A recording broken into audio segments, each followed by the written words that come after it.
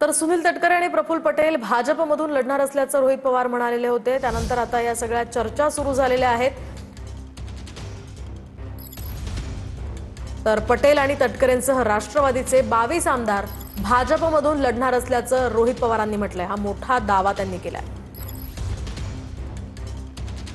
विषय एवढाच आहे की जी काही कारवाई झाली होती सकाळी त्याचं स्वागतच करण्यासारखं होतं, कारण तो धाडसी निर्णय होता।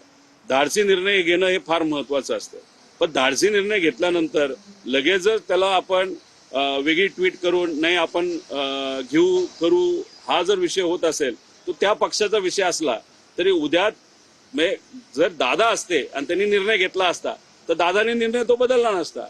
समजा आम्ही त्या ठिकाणी असलो असतो, माझ्यासारखा एखादा कार्यकर्ता असता आणि आम्ही निर्णय घेतला असता आम्ही बदलला नसता।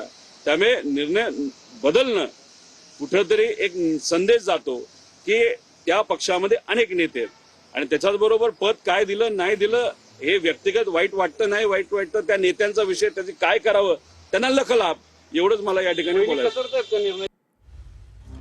खरं तर आपण पाहतो राष्ट्रवादीमध्ये या घडामोडी सध्या घडत आहेत। एकीकडे विरोधकांकडून टीका केली जाते, दुसरीकडे रोहित पवारांच्या या मोठ्या दाव्यानं खळबळ माजली आहे। तटकरे आणि पटेल हे भाजपमधून लढणार असल्याचं रोहित पवार म्हणाले आणि त्यांच्यासह राष्ट्रवादीचे 22 आमदार सुद्धा भाजपमधून लढतील अशी प्रतिक्रिया या ठिकाणी रोहित पवारांनी दिली। त्यावर आता राष्ट्रवादीतल्या या नेत्यांकडून काय उत्तर दिलं जातं ते पाहणं आता अतिशय महत्त्वाचं असणार आहे।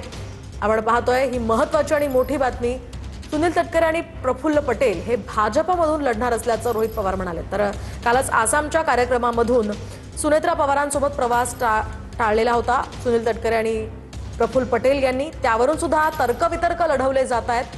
पक्षाच्या निर्णयामुळे तटकरे आणि पटेल हे अस्वस्थ असल्याचंही बोललं जात आहे। दुसरीकडे तटकरेंनी काल शरद पवारांची सिल्वर ओक या त्यांच्या निवासस्थानी भेट घेतली, मात्र ही सदिच्छा भेट असल्याचं सुनील तटकरे म्हणालेत। यामध्ये कुठलाही राजकीय उद्देश नव्हता असंही त्यांनी ट्विट करत स्पष्ट केलंय। मात्र त्या भेटीनंतर आता चर्चा सुरू झाल्यात।